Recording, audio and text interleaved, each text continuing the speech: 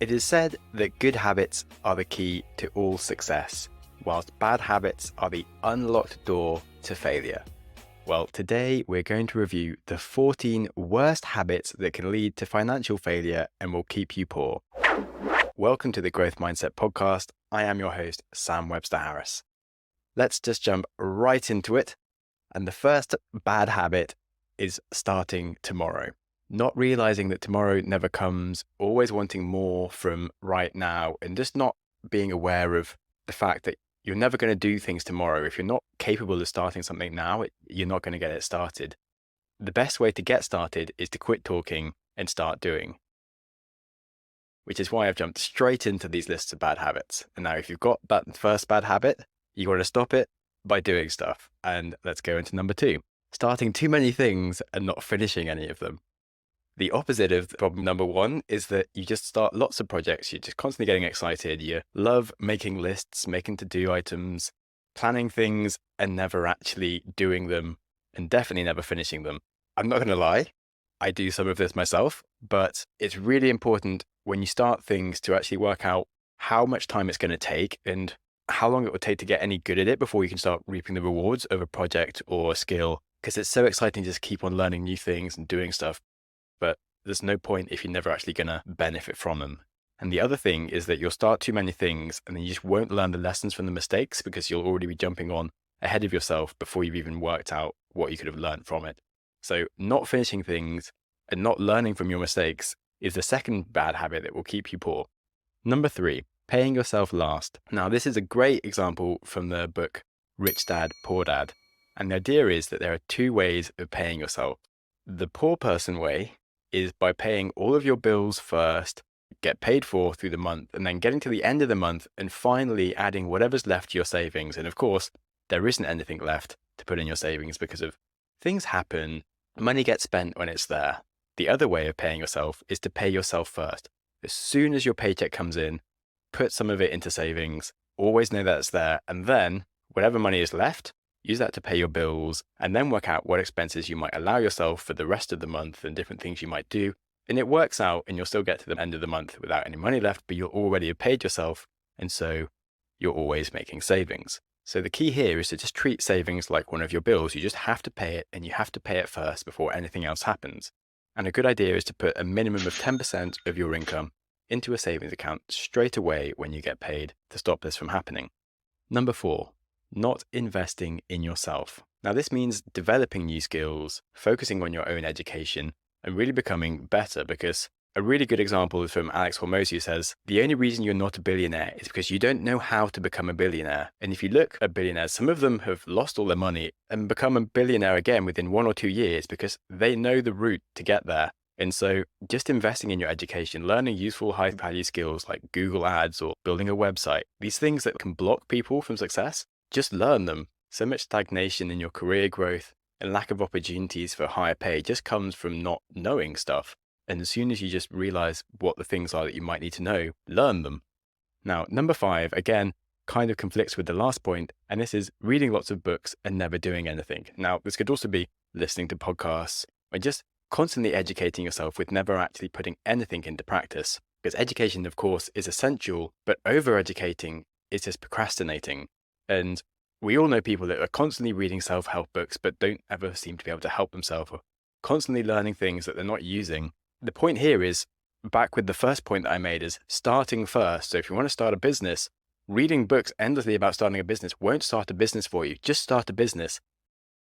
And then educate yourself on whichever problem you have. Maybe it's marketing. Maybe it's employing people. Maybe it's Google Ads. Start and then learn what it is that you need as you're doing. And that's the key way to actually make progress and keep going with stuff rather than just educating yourself before you ever start. Now, number 6, not knowing your income or your expenses. As a student, I maybe went too far on this, but it did mean that I doubled my money every year from when I was 16 to when I was 25, which became quite a lot of money.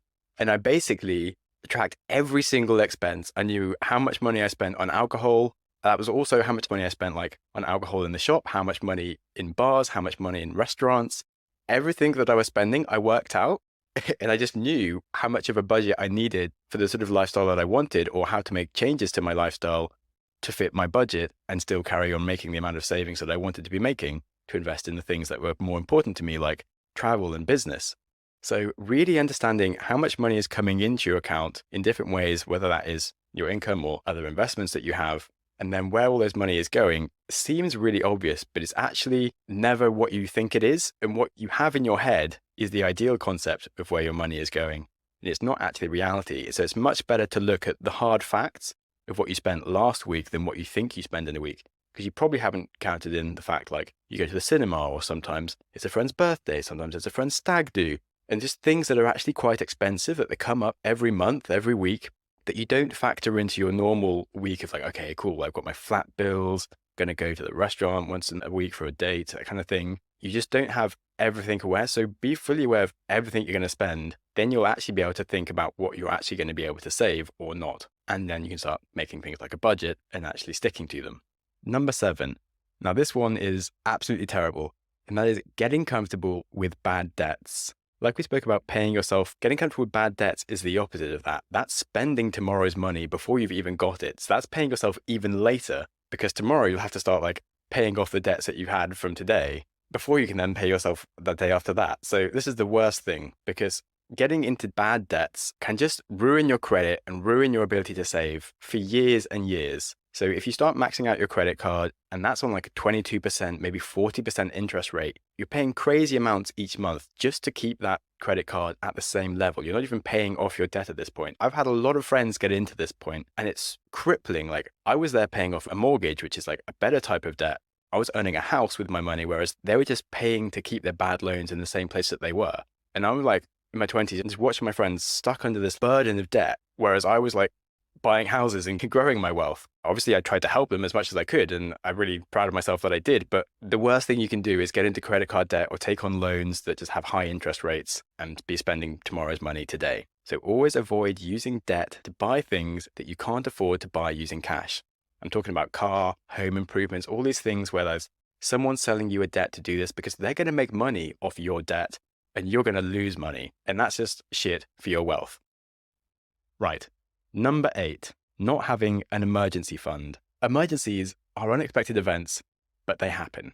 And things like losing a job, a pandemic, unexpected expenses such as medical bills, these things that actually maybe cost a lot and you just don't know when they're going to happen. They'll appear out of the blue. They probably won't happen most years, but sometimes they come across and they're going to require quite a lot of money.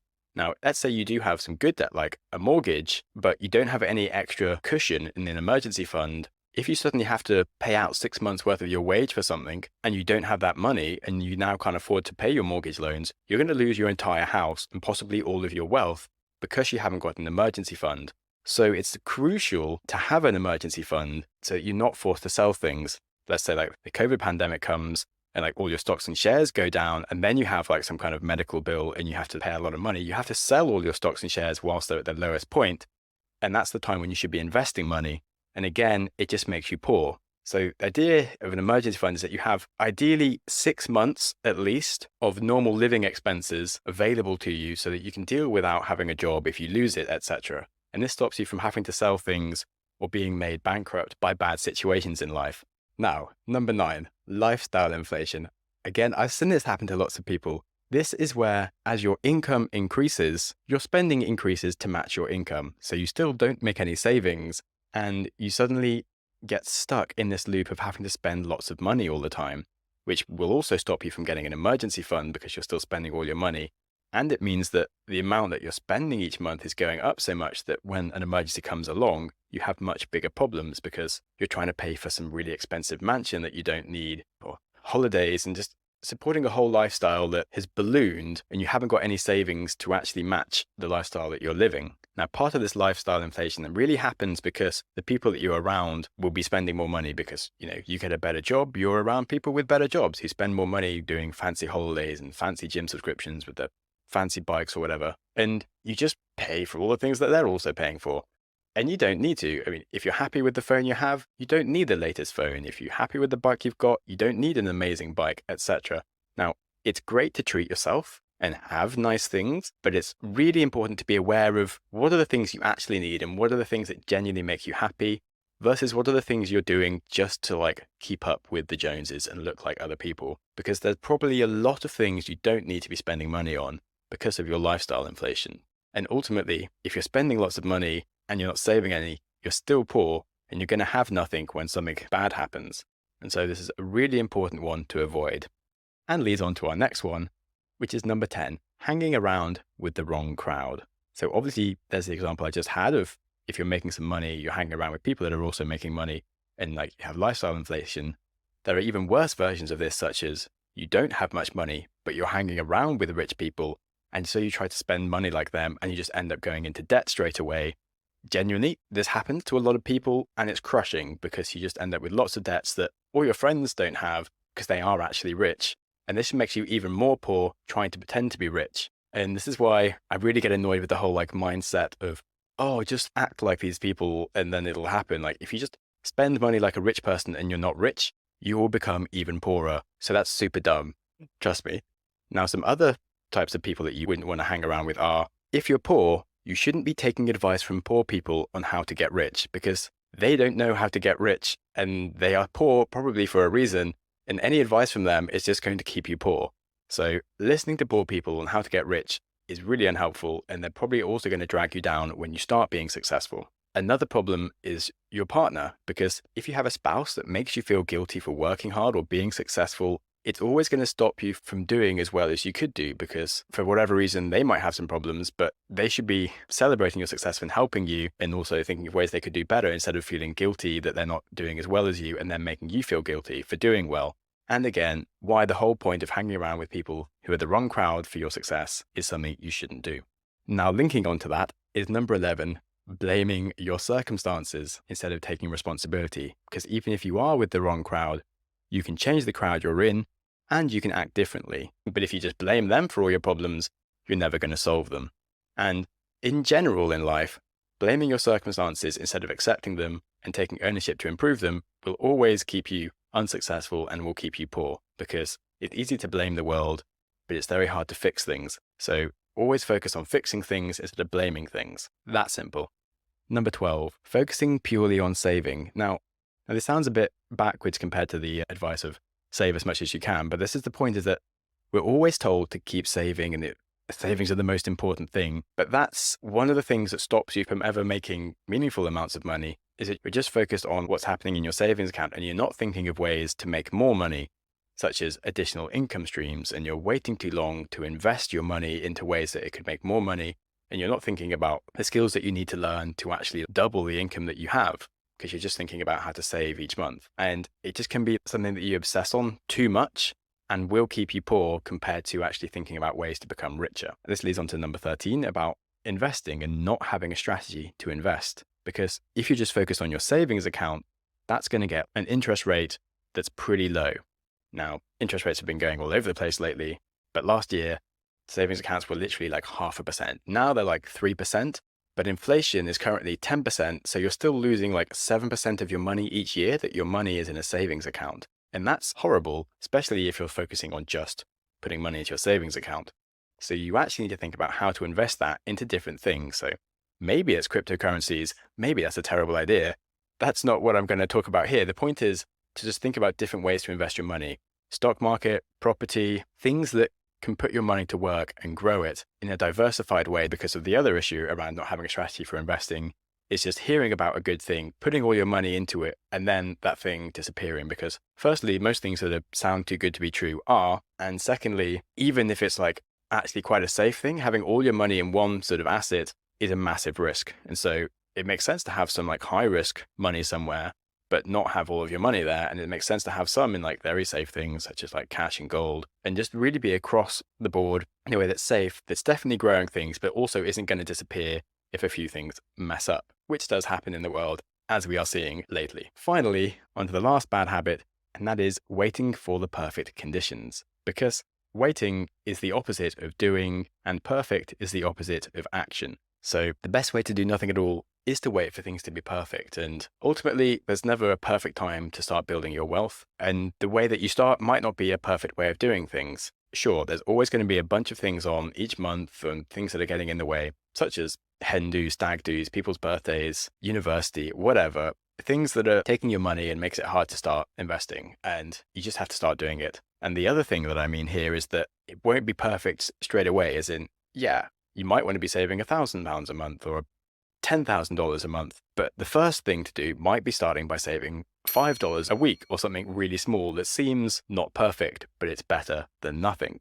And of course, the adage of a journey of 1,000 miles starts with one step. It's okay to start small. Everything starts small. You don't have to start like huge and be saving like millions straight away. The point is to start and improve as you're going. And on that, I'll round up with the first quote, which was, "The way to get started is to quit talking and start doing. So it's time for me to quit talking and let you start doing." Thank you for listening. This has been the Growth Mindset Podcast. If you enjoyed it, give us a rating and let us know what you think. Please send us any questions you have at growthmindsetpodcast@gmail.com.